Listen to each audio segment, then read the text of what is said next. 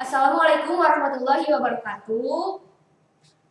Pada pertemuan kali ini, kalian bersama lagi dengan Ibu Adha. Kali ini kita akan membahas bab selanjutnya, yaitu mengenai indeks harga.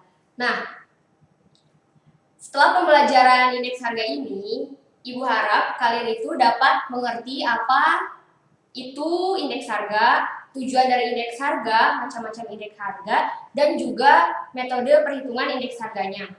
Baik, yang dimaksud dengan indeks harga itu adalah perbandingan harga-harga rata-rata pada tahun yang dihitung atau tahun N dengan tahun dasar atau 0. Lalu selanjutnya ada tujuan dari indeks harga. Tujuan indeks harga yang pertama itu adalah mengukur kegiatan ekonomi secara umum. Jadi indeks harga nasional ini adalah digunakan untuk mengukur kegiatan ekonomi secara umum dan dijadikan patokan ya untuk mengukur bagaimana kegiatan ekonomi negara. Yang selanjutnya, indeks harga perdagangan besar dapat menggambarkan tren perdagangan. Jadi perusahaan itu dapat mengetahui bagaimana tren perdagangan mereka. Indeks harga konsumen digunakan untuk penetapan gaji. Jadi untuk mengatur kenaikan atau mengatur perubahan gaji. Lalu yang selanjutnya sebagai pedoman pembelian bagi perusahaan-perusahaan besar. Jadi jika indeks harga ini naik, maka perusahaan itu akan mengadakan pengadaan persediaannya itu akan dipercepat. Tetapi jika sebaliknya, maka pengadaan persediaan dapat ditunda. Lalu selanjutnya, indeks harga umum digunakan untuk penetapan harga. Jadi di sini itu pedagang dapat menetapkan harganya dan juga mengatur jumlah barang yang akan dijualnya. Baik, selanjutnya adalah macam-macam indeks harga. Yang pertama itu ada indeks harga produsen, indeks harga pedagang besar, dan indeks harga konsumen. Nah, indeks harga produsen ini merupakan perbandingan perubahan barang dan jasa yang dibeli produsen pada waktu tertentu. Jadi, misalnya itu pada sektor perkebunan. Jadi, bagaimana kondisi perubahan pembelian barang dan jasa mereka pada waktu atau periode tertentu. Indeks harga pedagang besar ini memakai data harga perdagangan besar yang mencakup barang-barang perdagangan dalam jumlah besar. Jadi ini tuh grosir, ada 5 macam. Yang pertama ada pertanian, pertambangan, industri, ekspor, dan impor. Lalu indeks harga konsumen. Indeks harga konsumen menggunakan data harga konsumen, di mana harga konsumen ini adalah harga barang-barang yang diperdagangkan secara eceran untuk dikonsumsi sendiri, bukan untuk dijual seperti yang grosir tadi.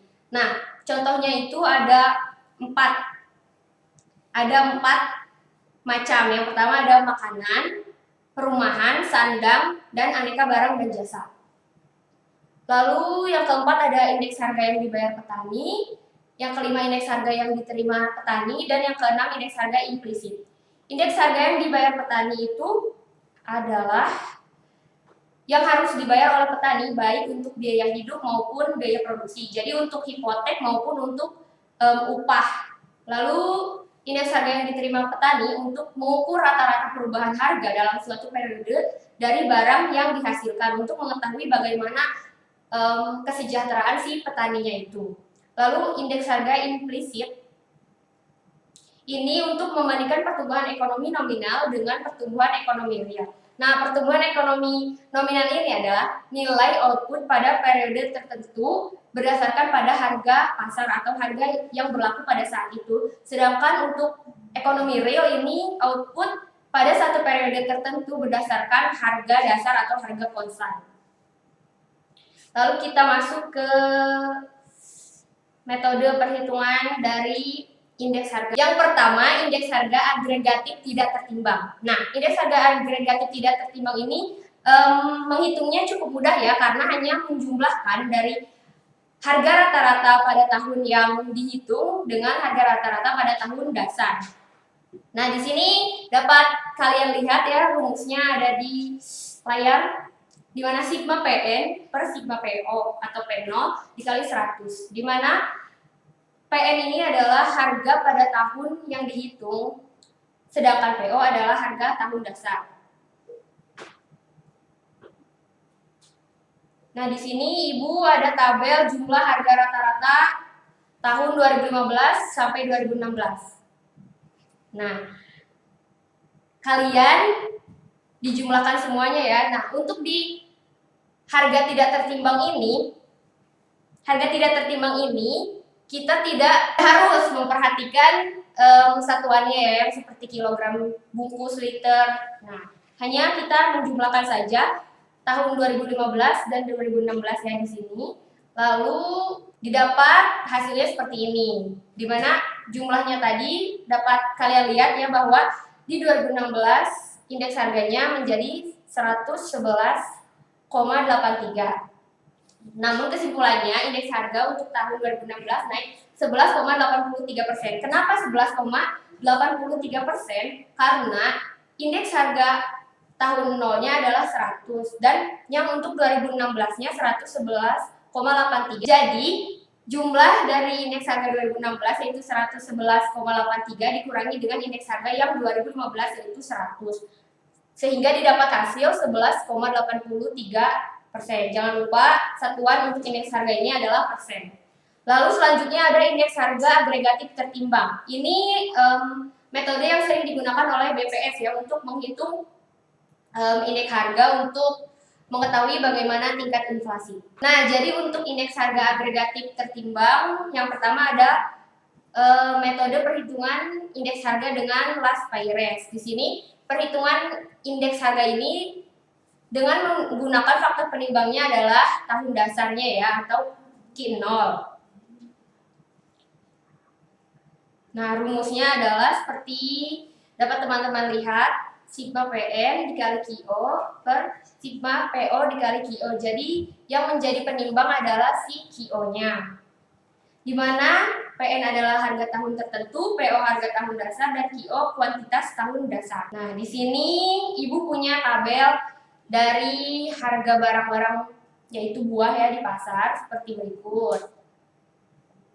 Nah, untuk pertama itu kalian untuk menghitung dengan metode ini kalian membuat tabel lanjutan yaitu menghitung PO, QO, PO kali QO dan juga PN kali QO. Nah, nih dikasih tambahan tabel seperti ini. Lalu setelah itu kalian kalikan dan jumlahkan. Sehingga indeks harganya diperoleh 103,53. Seperti tadi di indeks yang harga tidak tertimbang, kalian mengurangkan dengan 100 ya, 103,57 dikurangi 100.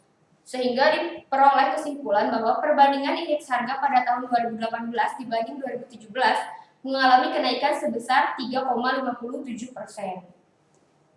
Nah, yang selanjutnya ini adalah metode perhitungan dengan indeks harga pasce. Nah, pasce ini bedanya dengan Last Payres tadi, penimbangnya terletak di QN, sedangkan yang Last Payres tadi adalah di QO. Jadi, dapat kita lihat rumusnya seperti berikut ini. Sigma PN dikali QN per sigma PO dikali QN dikali 100, di mana PN harga tahun tertentu, PO harga tahun dasar, QN kuantitas tahun tertentu, dan IP indeks pasiennya. Kita masih menggunakan data yang tadi, buah-buahan ya. Lalu kalian kali ini membuat tabel lanjutannya yaitu PO kali QN dan PN kali QN. Nah, setelah kalian kalikan, kalian jumlahkan juga. Nah, diperoleh bahwa indeks pasiennya ini adalah 105. Sehingga kesimpulannya, indeks harga pada tahun 2018 dibanding 2017 mengalami kenaikan 5%. Baik, sekian materi dari Ibu kali ini. Ibu harap kalian mengerti ya. Jika ada yang ingin ditanyakan, silahkan boleh hubungi Ibu atau diskusi di webnya boleh. Ya, sekian. Wassalamualaikum warahmatullahi wabarakatuh.